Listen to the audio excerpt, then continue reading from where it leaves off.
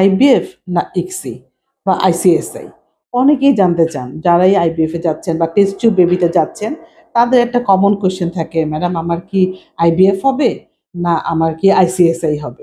দুইটাই হচ্ছে test tube baby নেওয়ার একটা প্রসিডিওর।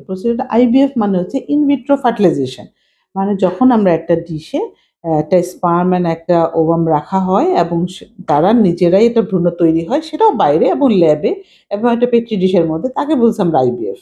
আর ইকসি বা আইসিএসআই হচ্ছে ইন্ট্রাসাইটোপ্লাজমিক স্পার্ম ইনজেকশন, মানে ডিমের মধ্যে স্পার্মটাকে ইনজেক্ট করে দেওয়া। এই পদ্ধতিটাকে বলতেছে হচ্ছে আইসিএসআই।